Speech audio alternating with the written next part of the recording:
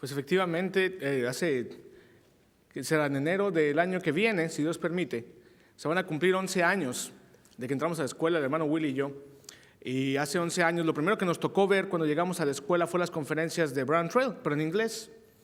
Y me acuerdo que hace 11 años, de seguro, me acuerdo que estuvimos platicando en algún momento y dijimos, ojalá algún día se puedan hacer en español.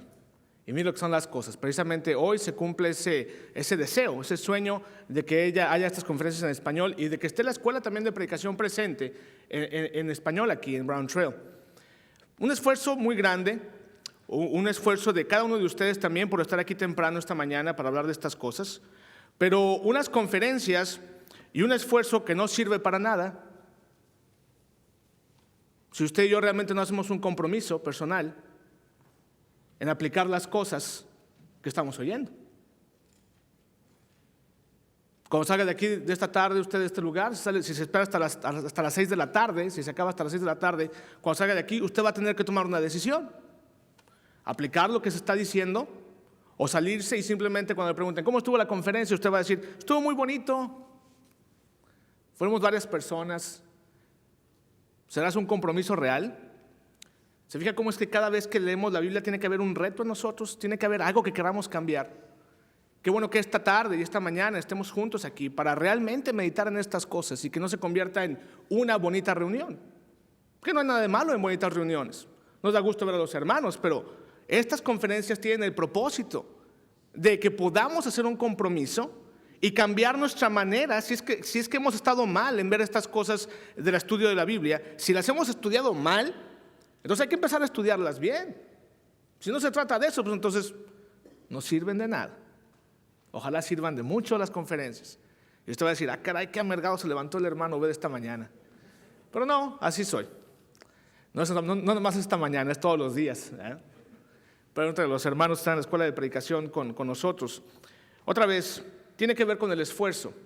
Cada vez que leemos la Biblia, en cuanto a alguien que estudió la palabra de Dios, alguien que quiso hacer la voluntad de Dios, se ven dos cosas claras en cada ejemplo bíblico. Y quisiera compartir inmediatamente con usted algunos de estos ejemplos bíblicos. Vaya usted conmigo a Josué capítulo 1, versículo 7. Las personas que quisieron estudiar la palabra de Dios, las personas que quisieron acercarse a Dios y hacer su voluntad, en cada uno de estos ejemplos vemos dos cosas básicas, dos herramientas necesarias para este estudio eficaz de la Biblia. Otra vez, Josué capítulo 1, versículos del 7 en adelante. Tenga en mente, hermano, amigo, el cambiar esas cosas negativas si las hemos hecho mal hasta ahorita. Y si estamos cosechando los resultados de mal estudiar la Biblia, hay que empezar a estudiarla bien entonces. Nadie tiene la clave, nadie tiene el hilo negro, nadie puede decir, mira, aquí la estudiamos bien, allá la estudian mal. No, hay que analizar el estudio todo el tiempo. Hay que ver si lo estamos haciendo bien. Otra vez, en Josué capítulo 1, versículo 7, el Señor, nuestro Padre Celestial, le pide a Josué que haga un reto, que haga un compromiso con él. Le dice, solamente esfuérzate y sé muy valiente para cuidar de hacer conforme a toda la ley que mi siervo Moisés te mandó. No te apartes de ella ni a diestra ni a siniestra para que seas prosperado en todas las cosas que emprendas. Nunca se apartará de tu boca este libro de la ley. Primer elemento, primera cosa importante aquí. Las herramientas, el libro de la ley, la palabra de Dios, nunca se apartará de ti, sino que de día y de noche meditarás en él. Segundo ingrediente. Estos dos ingredientes, ¿cuál es el segundo? El segundo ingrediente es una mente dispuesta. El primer ingrediente es la palabra de Dios. El segundo ingrediente para hacer un estudio eficaz es una mente dispuesta, una mente entrenada, una mente preparada para hacer el estudio de la palabra de Dios. Estos dos ingredientes están en todos los ejemplos de la Biblia, de gente que quiso hacer la voluntad de Dios. Y va de acuerdo y va otra vez al tema central de la Biblia. El tema central de la Biblia responde a dos preguntas, y ya lo hemos hablado y a veces soy trillado, pero sigue siendo el mismo.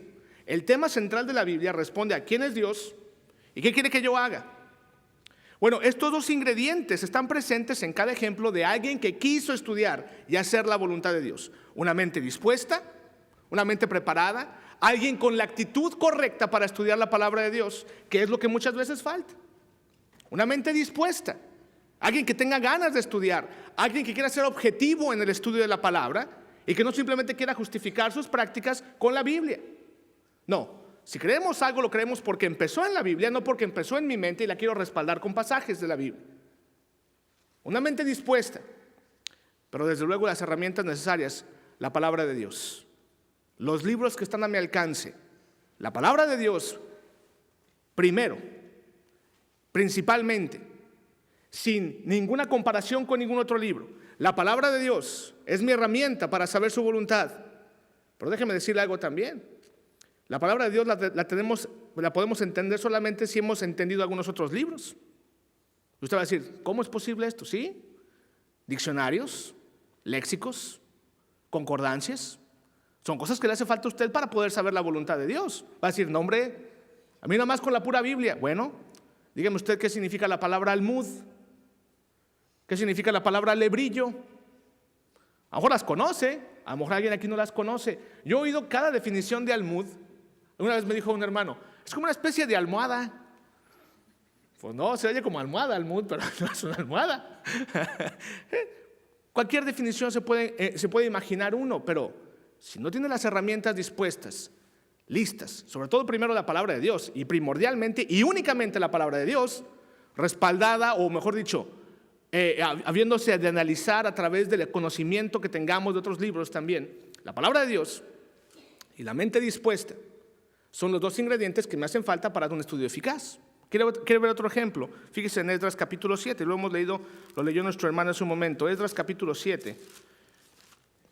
Y ojalá no se tarde mucho en llegar a Esdras. Si se tarda mucho, quiere decir que a lo mejor no está muy familiarizado con su Biblia, ¿verdad? Bueno, entonces hay que familiarizarse más. Esdras capítulo 7, versículo 10. Porque Esdras había preparado su corazón, fíjese. ¿Se fija la mente dispuesta? ¿La actitud correcta? Había preparado su corazón. ¿Para qué?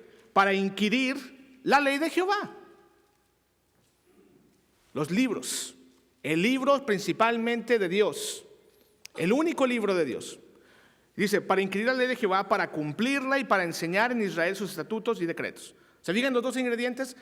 La disposición del corazón significa la mente dispuesta, la mente preparada para estudiar la palabra de Dios, y las herramientas. La analogía que hago en el manuscrito del libro, si usted tiene chance de comprar el libro, de adquirirlo, la analogía que hago, fue mal empleado los términos, pero déjenme le explico la analogía que hacía. La analogía es esta: la mente dispuesta es el hardware de una computadora. El hardware de la computadora es la computadora en sí, el fierro, el plástico, la pantalla, ese es el hardware. Esa es la mente dispuesta. El software es los programas que le pone uno, la información que le pone uno para que la computadora pueda llevar a cabo su misión. O en este caso el software es la palabra de Dios. Este sería mi cerebro, mi mente. Este sería el software. Este sería el hardware, este sería el software. Mi mente tiene que estar receptiva al programa de Dios, a la información de Dios. Si nuestra mente no está dispuesta, si nuestro hardware está mal, entonces muy probablemente no vamos a poder recibir la palabra implantada con mansedumbre, como se debe de hacer. Pero si tenemos la palabra dispuesta, la mente dispuesta, y la palabra preparada, y somos atentos a los dos, nuestro estudio de la Biblia va a ser eficaz. Ese, hermanos, amigos, es el punto de la lección. Que tenemos que preparar nuestra mente y que tenemos que tener las herramientas necesarias, el hardware necesario, el software necesario para poder llevar un estudio eficaz. Déjenme darle un ejemplo más en cuanto a estas cosas. En 2 de Crónicas, capítulo 34, y tengo un par de ejemplos, y ojalá no nos tome mucho tiempo esto. Yo sé que no va a tomarnos mucho tiempo, pero confío en que tengamos suficiente tiempo para ver todo lo que tenemos que ver hoy. 2 de Crónicas, capítulo 34. 34, versículo del 18 en adelante. Si usted se acuerda en la ocasión, 2 de Crónicas 34, 18 en adelante, Josías se encuentra con el libro de la ley. Se lo encuentra de casualidad. Se lo encuentra porque andaban buscando dinero, fíjese. ¿Cuántos cristianos no andan buscando dinero? Lamentablemente. Pero se encuentran con el libro de la ley. Y lo que hace Josías es muy interesante. Fíjese lo que dice el versículo 19. Bueno, desde el 18. Además de esto, declaró el escriba Safán al rey diciendo: el sacerdote Hilcías me dio un libro. Y leyó Safán en él delante del rey. Fíjese. Ahora fíjese en el 19. Ya tenemos entonces el software, ¿verdad? La información, el libro. El libro. Lo encontraron, la información, el programa de Dios. Pero aquí viene lo difícil, el hardware ¿Cómo iba a recibir el libro Josías? Era la pregunta. ¿Cómo recibe usted la palabra de Dios? Es la pregunta. Fíjese lo que dice el versículo 19. Luego que el rey oyó las palabras de la ley, rasgó sus vestidos. ¿Cuántos cristianos, cuántos predicadores no habrán pensado, híjole, pues esto hizo la Biblia, pero nos conviene más hacer esto? Eso dice la Biblia, pero se nos va a ir la gente. Eso dice la Biblia, pero se va a enojar mi esposa conmigo. Eso dice la Biblia, pero tengo que tomar una determinación muy, muy seria en mi familia. Si obedezco esto, es muy difícil, es muy duro. ¿Quién puede recibir esta palabra? El software estaba listo, la información estaba dispuesta, pero cómo la recibamos nosotros depende de nosotros. Si el estudio se va a hacer, tiene que hacerse con una mente dispuesta también, con un corazón dispuesto, un corazón que esté preparado para hacer la voluntad de Dios sin importar lo que diga, hermanos, amigos, sin pensar primero en la conveniencia del hombre, escatimando lo que dice la palabra de Dios y pensando en que, bueno, mejor nos saltamos este pasaje, mejor no leemos esto, mejor mira, sí está bien, dice eso el pasaje, pero mira, déjame, te busco otro pasaje por acá para que me dé salida a mí, para buscar mi conveniencia. Mira, aquí está otro pasaje. No podemos hacer eso. Hay que recibir la palabra implantada con mansedumbre, con humildad, sabiendo que es la palabra de Dios. Fíjese otra vez en los dos elementos. Y déjeme darle un ejemplo más, un ejemplo muy importante, el ejemplo de Jesús. En Lucas capítulo 2, versículo 46. Lucas 2, 46. Vemos que el Señor Jesús pasa por lo mismo, fíjese. Dice la palabra de Dios, que aconteció que 3 días después, estando Jesús en el templo con los escribas sacerdotes, ¿verdad?, los doctores de la ley, dice, aconteció que 3 días después que le hallaron en el templo, sentado, fíjese, sentado en medio de los doctores de la ley, fíjese de esta manera, oyéndolos y preguntándoles. Este es Jesús, oyéndolos y preguntándoles en cuanto a la ley de Dios.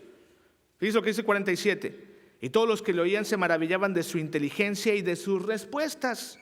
Cuando le vieron se sorprendieron y le dijo su madre, hijo, ¿por qué nos has hecho así?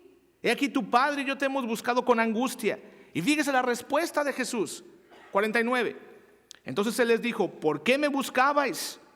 ¿No sabíais que en los negocios de mi padre me es necesario estar? Esa es la actitud correcta, la actitud del Señor Jesús.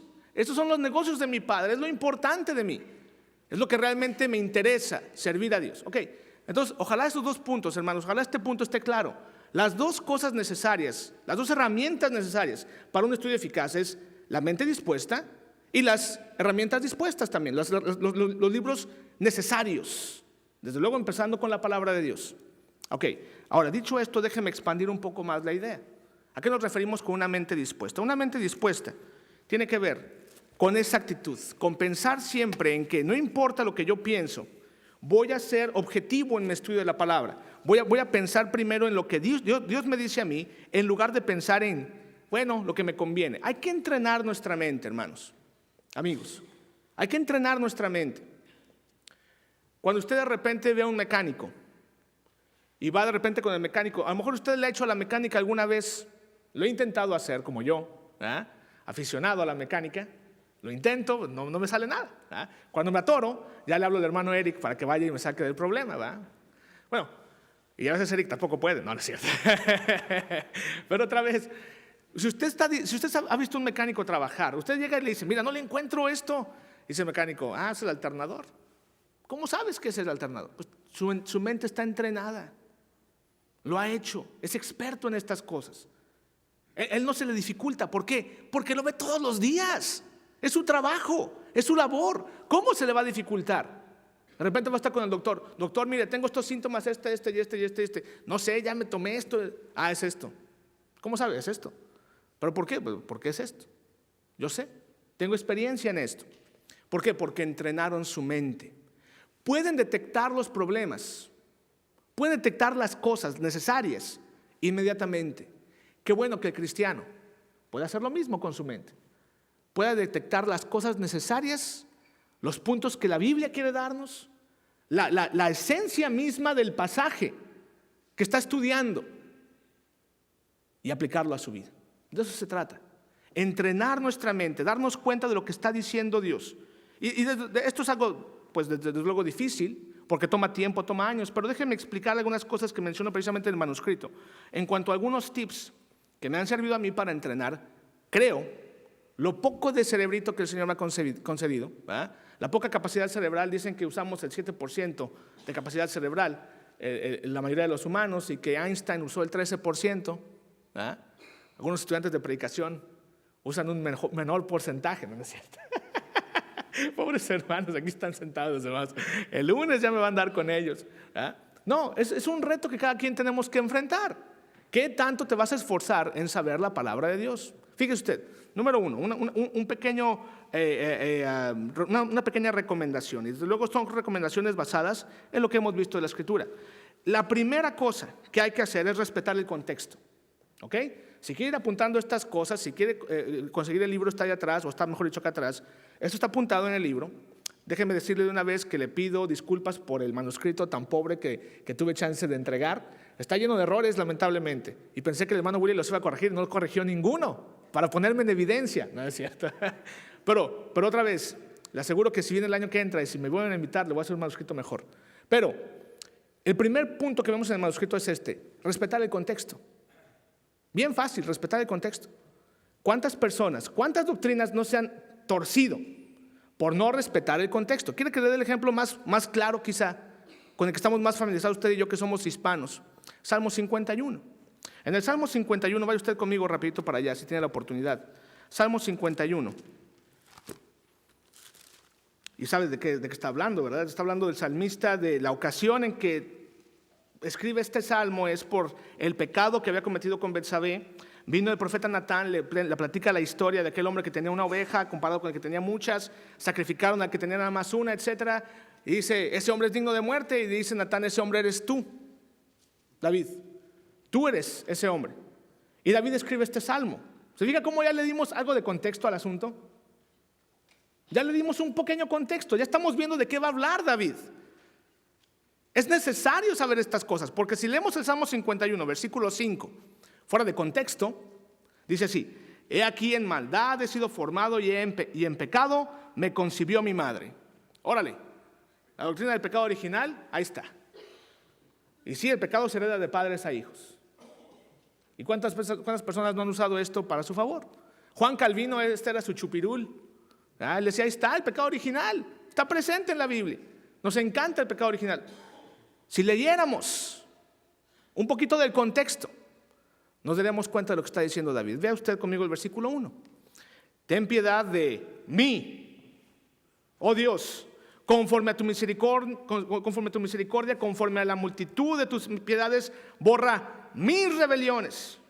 Lávame más y más de mi maldad, límpiame de mi pecado, porque yo reconozco mis rebeliones y mi pecado está siempre delante de mí. Contra ti solo he pecado y he hecho lo malo delante de tus ojos, para que seas reconocido justo en tu palabra y tenido por puro en tu juicio. He aquí en maldad he sido formado, y en pecado me concibió mi madre. He aquí tú amas la verdad en lo íntimo, y en lo secreto me has hecho comprender sabiduría. Fíjese lo que dice el versículo 7. Purifícame con hisopo, seré limpio, lávame y seré más blanco que la nieve. Hazme oír gozo de... Podríamos seguir leyendo el pasaje. ¿Cuántos mis lleva ahí ya? ¿Subrayar los mis? Dice el versículo 1, ten piedad de mí, conforme a tus multitudes borras mis rebeliones, lávame más y más de mi maldad, límpiame de mi pecado. ¿Quién es el que pecó aquí entonces? Lo repite David tantas veces. Y si quiere usted seguir leyendo el versículo 9, dice, esconde tu rostro de mis pecados y borra todas mis maldades. Crea en mí. Si leyéramos el contexto, nos daríamos cuenta de estar hablando de un pecado propio, porque el pecado no se hereda de padres a hijos. Es cuestión de leer el contexto. Pero otra vez, si usted va a Eclesiastés mismo, aquí mismo más adelantito, Salmos, Proverbios y luego Eclesiastés, y lee por ejemplo el capítulo 3, Eclesiastés capítulo 3, versículo 19. Nada más para darle un pequeño ejemplo, y de seguro, si usted alguna vez ha hablado con algún testigo de Jehová, se lo ha echado por enfrente, ¿verdad? Y le han dicho, mira, ¿Cómo es que el muerto no siente nada después de morir? No sabe nada después de que murió. Dice Eclesiastés 3:19. Porque lo que sucede a los hijos de los hombres y lo que sucede a las bestias, un mismo suceso es. Como mueren los unos, así mueren los otros, y una misma respiración tienen todos, ni tiene más el hombre que la bestia, porque todo es vanidad. Todo va a un mismo lugar, todo es hecho del polvo y todo volverá al mismo polvo. Y ahí está, dicen, ahí está. Lo que sucede a un animal le sucede al hombre. El hombre es un animal racional, se muere y queda como un perro. ¿verdad? Y recuerdo un folleto en el que está tirado un hombre muerto, supuestamente, y está un burro al lado. Ahí está el burro muerto también, y se muere el burro también ahí. Como si eso comprobara que el hombre después de morir no siente nada, no sabe nada. No le sirve de nada ese argumento si leyéramos el contexto de Eclesiastés. Eclesiastés es el libro que nos habla de la vanidad de la vida sin Dios. Entonces, cuando el hombre no tiene a Dios, la vida no vale nada, no tiene ningún sentido. Si leyéramos la conclusión a la que llega Eclesiastés, el predicador, ¿verdad? Salomón, en el capítulo 12, y vea usted conmigo el capítulo 12, si leyéramos lo que dice el capítulo 12 al final, versículo 7, por ejemplo, desde el versículo 5, ¿verdad? Desde el versículo 6, está diciéndole en el versículo 1, acuérdate de tu Creador en los días de tu juventud, antes que vengan los días malos. Y luego dice en el versículo 6, antes que la cadena de plata se quiebre y se rompa el cuenco de oro y el cántaro se quiebre junto a la fuente y la rueda sea rota sobre el pozo. Y dice el versículo 7, fíjese, y el polvo vuelva a la tierra como era y el espíritu vuelva a Dios que lo dio. Entonces ¿sí hay algo que trasciende después de la muerte? Sí. Bueno, y capítulo 3 entonces, no lo saque de contexto. Lea todo el libro. Mismo Salomón nos dice que después de la muerte algo trasciende, algo se va. ¿Qué se va? El espíritu. Y le platicaba a esta señora que es testigo de Jehová. Me decía, el espíritu es una energía. ¿Y cuántas veces no han dicho eso? Y decía yo, si el espíritu es una energía, entonces ¿cómo arreglamos lo que dice Juan 4:24? Dice que Dios es espíritu. ¿Dios es una energía nada más inconsciente o es algo consciente? No, es algo consciente. ¿Se fija? Es cuestión de leer el contexto. Primera regla entonces, primera recomendación, leer el contexto siempre. Número 2, identifique las palabras que se repiten en el texto. Una pequeña recomendación más, no es un libro de reglas que tenga que seguirse al pie de la letra, sino unas recomendaciones. Identifique las palabras que se repiten en el texto.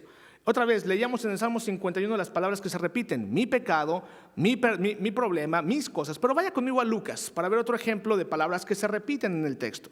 A la hora de querer estudiar la Biblia y entrenar nuestra mente para comprender lo que Dios dice, hay que identificar las palabras que se repiten. Porque esas palabras repetitivas nos explican el punto del pasaje. ¿Ok? Entonces, segunda recomendación, para entrenar nuestra mente, fíjese hermano, fíjese amigo, en las palabras que se repiten en la Biblia. Ponga atención a esas palabras, no están repetidas nomás porque se les acabaron las opciones, están repetidas con una intención. Lucas, por ejemplo, es muy dado en su estilo literario a repetir estas palabras. Fíjense en el capítulo 15, Lucas capítulo 15, versículo 4. ¿Qué hombre de vosotros teniendo 100 ovejas, si se pierde, subraya y pierde, si tiene una pluma a la mano, si no tiene una pluma, pues qué pena por usted, no es cierto. Si tragas una pluma a los estudios de la palabra de Dios, un marcador, un highlighter, fíjese. ¿Qué hombre de vosotros teniendo 100 ovejas, si se pierde una de ellas, no deja las 99 en el desierto y va tras la que se perdió hasta encontrarla? Y cuando la encuentra, la pone sobre sus hombros gozoso. Y al llegar a casa, reúne a sus amigos y vecinos diciendo, gozaos conmigo porque he encontrado mi oveja que se había, ¿qué? Perdido, sí. Os digo que habrá más gozo en el cielo por un pecador que se arrepiente que por 99 justos que no necesitan arrepentimiento. Versículo 8. ¿O qué mujer que tiene 10 dracmas si pierde una dracma? ¿Va? Si pierde una dracma, etc. Dice versículo 9. Y cuando la encuentra, reúne a sus amigas y vecinas diciendo, gozaos conmigo porque he encontrado la dracma que se me había, ¿qué? Perdido. ¿Va? Ahora fíjense en el versículo 13. Hablando ahora del hijo, le llamamos el hijo pródigo. Aunque no se menciona la palabra pródigo ahí, se menciona el hijo perdido. Está hablándose de un hijo perdido aquí. Dice el versículo 13. No muchos días después, juntando todo, el hijo menor se fue lejos a una provincia apartada y ahí desperdició sus bienes viviendo, ¿qué? Perdidamente. ¿Va? Y llegamos hasta el final del texto, cuando está hablando el padre de familia, y dice el versículo 29. Mas él respondiendo dijo al padre: he aquí tantos años te sirvo, versículo 32. Mas era necesario hacer esta fiesta y regocijarnos, porque tu hermano era muerto y ha revivido, se había ¿qué? Perdido y es hallado. Fíjese cómo se repiten estas palabras. ¿De qué nos está hablando aquí? De cuando alguien está perdido y la gente puede regresar a Dios. Pero el punto era hacerle ver a los fariseos cómo ellos no se daban cuenta de que esta gente estaba perdida. Estaban celosos porque también los gentiles iban a recibir el evangelio cuando no deberían de estarlo. Estaban perdidos. ¿No tienen compasión ustedes de la gente perdida? Es lo que quería decir Jesús. Fíjense en el capítulo 16 ahora, versículo 22, por ejemplo. 22. Y esto, déjenme platicarle algo. Hace unos días estábamos platicando de este pasaje con una hermana y mi esposa me apuntó esto. Me dijo: mira, ¿te fijaste que repite esto aquí? Yo lo he leído muchas veces. Pero no me había fijado en la repetición de esta palabra. Y esto para aquellos también que creen que no hay nada después de la muerte. Bueno, dice en Lucas capítulo 16, versículo 22. Aconteció que murió el mendigo y fue llevado por los ángeles al seno de Abraham. Y murió también el rico y fue sepultado. Y en el Hades alzó sus ojos estando ¿en qué? Tormentos, ¿verdad? Y vio de lejos a Abraham y a Lázaro en su seno. Entonces él dando voces dijo: Padre Abraham, ten misericordia de mí y envía a Lázaro para que moje la punta de su dedo en agua y refresque mi lengua, porque estoy ¿qué? Atormentado, fíjese, en esta llama. Ya van 2 veces. Pero Abraham le dijo: hijo, acuérdate que tú recibiste bienes en tu vida y Lázaro también males, pero ahora estés consolado aquí y tú atormentado. Y los testigos de Jehová, otra vez pobres testigos, le está lloviendo ahora, ¿verdad? Dicen: ¿cómo puedes creer en un Dios que va a atormentarnos eternamente? Bueno, lo está diciendo aquí Jesús. Pero si minimizamos a Jesús y decimos que es un Dios creado, entonces no tenemos que respetar todo lo que dijo Jesús. ¿Se fijan? ¿No hacen eso a veces nuestros hermanos también con las enseñanzas de Jesús? Y quieren limitar la ley de Jesús. Y quieren decirle a Jesús cuándo aplicar su ley y cuándo no se aplica su ley. No, Jesús, yo no soy cristiano. A mí no se aplica tu ley. Le apuntamos a los testigos el dedo y 3 nos apuntan a nosotros. La ley de Cristo no la limito yo. Voy a dejar que Cristo diga cuándo se aplica su ley. Y hasta donde yo sé, dice Juan 12:48, el que me rechace y no recibe mis palabras tiene quien le juzgue. La palabra que ha hablado, ella le juzgará en el día postrero. La ley de Jehová es así. Dice otra vez, nada más para ver la última repetición de tormentos. Dice el versículo 28, porque tengo 5 hermanos para que les testifique a fin de que no vengan ellos también a este lugar de tormentos. Pues de eso se trata, hermanos, amigos, de evitar los tormentos. ¿Se fija lo que quiere decir Jesús? Pongamos atención entonces, número 2, a las palabras que se repiten. Número 3, lea el texto en voz alta. Otra pequeña recomendación: siéntese durante la semana cuando va a hacer su estudio y lea el texto en voz alta. Fíjese lo que dice. Léalo como si lo estuviera leyendo a alguien, a su hijo, para intentarlo convencer de estas cosas. Se va a sorprender del énfasis en las palabras. Haga atención, ponga atención a los signos de puntuación, a las exclamaciones del Señor Jesús, a la manera en que lo debió haber dicho y por qué lo ha de haber dicho así. Lea estas cosas en voz alta. Siguiente recomendación, si usted tiene el manuscrito enfrente, a lo mejor sería la letra D. Haga también atención o ponga atención a las palabras que hacen un contraste en la lectura. En las cartas de Pablo, por ejemplo, preparando nuestra mente para leer la Biblia, en las cartas de Pablo, analice usted, busque usted en esas cartas de Pablo los contrastes, el cambio de ritmo, el cambio de intención en lo que dice Pablo. Las cartas de Pablo, por lo general, si usted las puede ver así, están divididas en 2 partes, la primera y la segunda. La primera es la parte doctrinal, la segunda es la parte práctica. En la parte doctrinal Pablo nos dice: estas cosas hizo Jesús por nosotros, esto es lo que enseña Jesús. En la parte práctica Pablo nos dice: por lo tanto, ¿se ha fijado en esos puntos en la Biblia? Así pues, entonces, esas palabras que hacen un contraste en el texto Nos deben de llamar la atención. Subráyelas en su Biblia. Déjenme darle un par de ejemplos de ellos. Vaya conmigo a Filemón, versículo 8. Bueno, hay tantos de ellos también aquí. Quisiera ver un par de ellos nada más. Si me permite ver en Hebreos, por ejemplo, Hebreos capítulo 12. Si no lo quiere buscar, no lo busque. Yo sé que lo sabe de memoria. Seguro. Hebreos 12:1 dice así. Por tanto, ¿se fija? Por tanto, nosotros también teniendo en derredor nuestro tan grande nube de testigos, despojémonos de todo peso y del pecado que nos asedia y corramos con paciencia la carrera que tenemos por delante. ¿Ok? Ahora, Timoteo, segunda carta a Timoteo capítulo 2, otro contraste de estos. Segunda Timoteo 2, versículo 1. Tú pues, hijo mío, esfuérzate, ¿se fija? Tú pues, ya dando la conclusión de lo que está diciendo. Tito mismo también, aquí mismo en Tito capítulo 2, dice así, pero tú, en contraste, pero tú, esto es lo que hacen ellos, pero tú, ¿qué dice? Habla lo que está de acuerdo con la sana doctrina. Hace un contraste con los que no están en la sana doctrina y dice, pero tú habla lo que está de acuerdo con la sana doctrina. Estos contrastes deben llamar nuestra atención. El tiempo nos está yendo demasiado rápido y no sé si a mí me lo puso más rápido el reloj Willy. Esos no son segundos normales. Esos son medios segundos. Pero bueno, un par de cosas más en cuanto a esto. Ponga atención, por ejemplo, a la interpretación simple de la Escritura. Esto quisiera así mencionarlo, porque a veces se toma más trabajo, hermanos, a veces. Se necesita mucho esfuerzo para torcer un pasaje como Mateo 19. Yo he oído cada cosa en Mateo 19. Que la palabra cualquiera no significa cualquiera.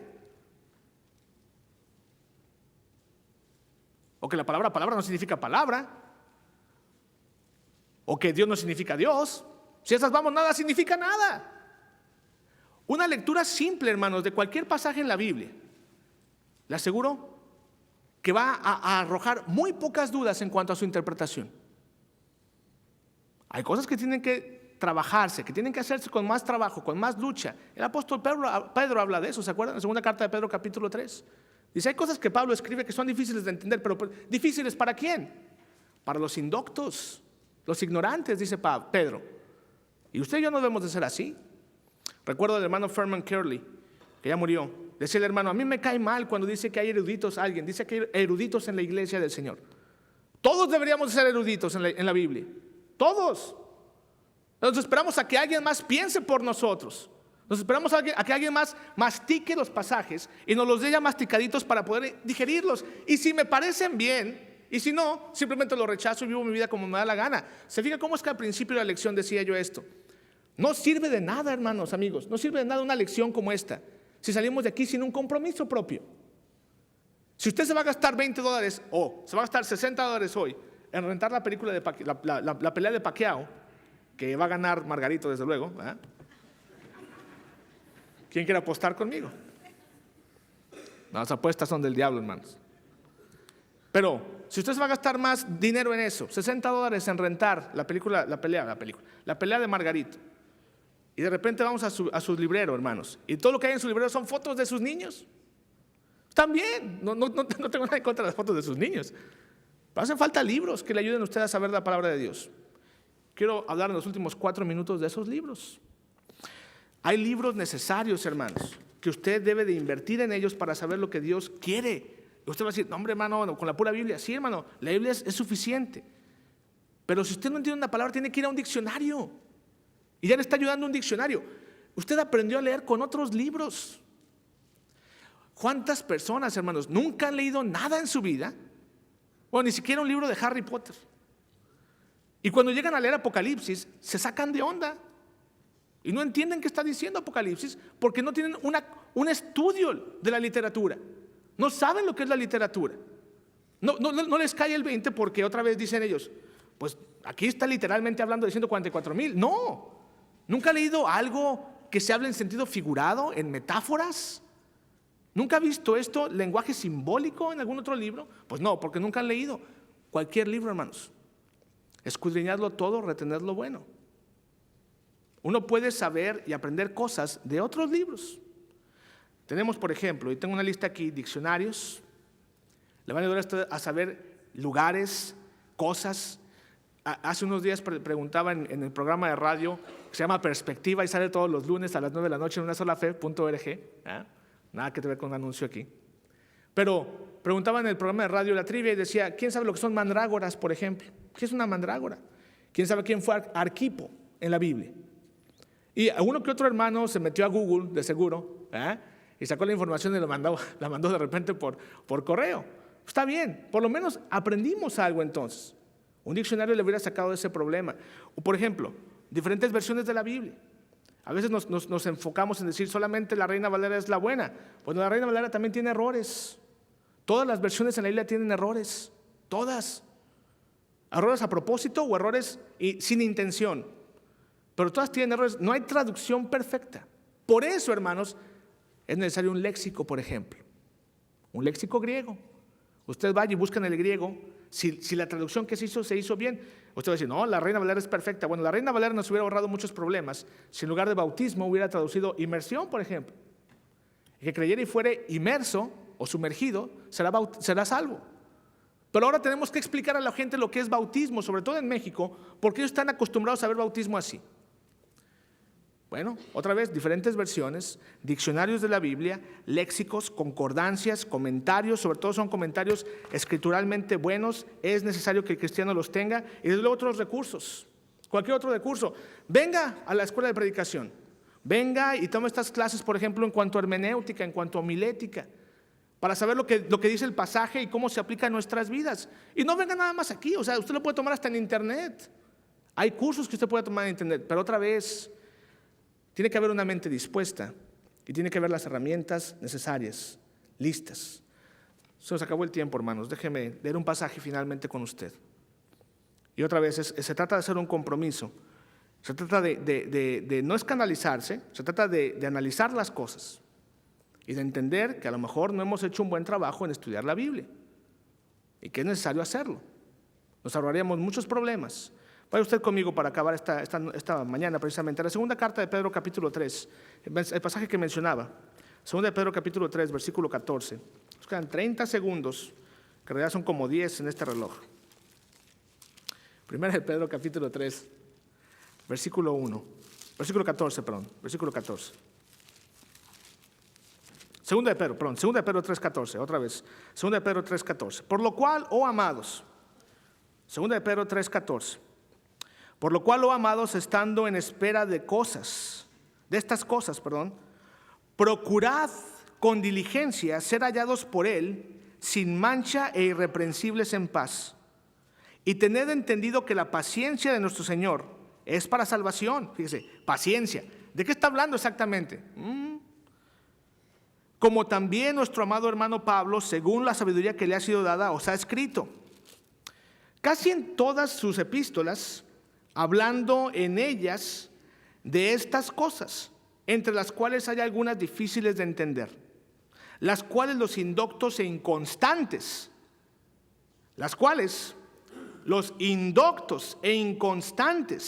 tuercen, como también las otras escrituras para su propia perdición. Así que vosotros, oh amados, sabiendo de antemano, guardaos. ¿Cómo nos vamos a guardar, hermanos? Estudiando la Biblia. Guardaos, no sea que arrastrados por el error de los inicuos, caigáis de vuestra firmeza. Ignorancia en las Escrituras es igual a apostasía, hermanos. Eventualmente nos va a llevar a la apostasía. No pone atención a la Biblia, lo va a llevar a creer lo que le dé la gana. Eso es apostasía. Antes bien, creced en la gracia y el conocimiento de nuestro Señor y Salvador Jesucristo. A Él sea gloria, ahora hasta el día de la eternidad.